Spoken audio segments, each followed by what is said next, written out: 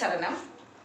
ஸ்ரீ எழில் ஜோதிட மையத்தில் பயணிக்கும் அனைவருக்கும் வணக்கங்கள் ஆயிரம். இன்னைக்கு நம்ம என்ன பார்க்க போகிறோம் அப்படின்னு சொன்னால், திருமணம் எப்பொழுது நடைபெறும் அப்படிங்கிற கேள்வி தாங்க.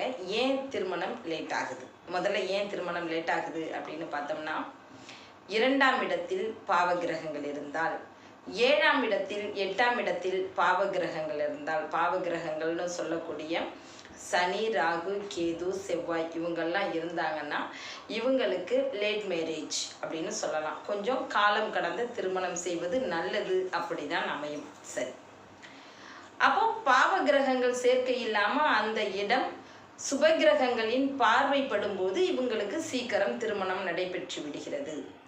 எப்பங்க நடைபெறும்? திருமணம் நடைபெறுவதற்கு காலங்கள் இருக்கா? ஏன்னா நம்மள்கிட்ட ஜாதகம் பார்க்க வரவங்க நிறைய பேர் கேட்குற கேள்வி என்ன அப்படின்னா, எப்போ எங்களுக்கு திருமணம் நடைபெறும்? தள்ளி தள்ளி போயிட்டுருக்கே, எந்த திசை எந்த புத்தியில் தான் எங்களுக்கு திருமணம் நடைபெறும் அப்படின்னு கேட்குறாங்க. அப்போது தசா புத்திகள் இதற்கு முக்கிய பங்கு வகிக்கின்றன. 2ஆம் இடத்து அதிபதி திசை நடத்தும் பொழுது, 3ஆம் இடத்து அதிபதி திசை நடத்தும் பொழுது, 5ஆம் இடம் 7ஆம் இடம் சம்பந்தப்படும் பொழுது இவர்களுக்கு நிச்சயம் திருமணம் நடைபெறும்.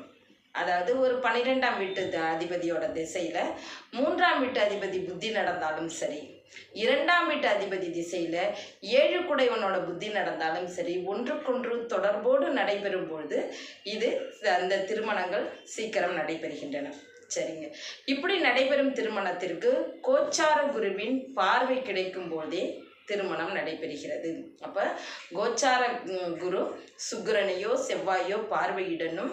நடக்கக்கூடிய திசா 2 குடையவன் திசா, 5 குடையவன் திசை, 7 குடையவன் திசை, 12 குடையவன் திசையோ புத்தியோ நடக்கும் பொழுது ஒருவருக்கு திருமணம் நிச்சயம் முடியும். வேறொரு பதிவில் சந்திக்கிறேன். நான் மும்பையிலிருந்து வதனி. நன்றிகள் ஆயிரம், வணக்கங்கள் ஆயிரம்.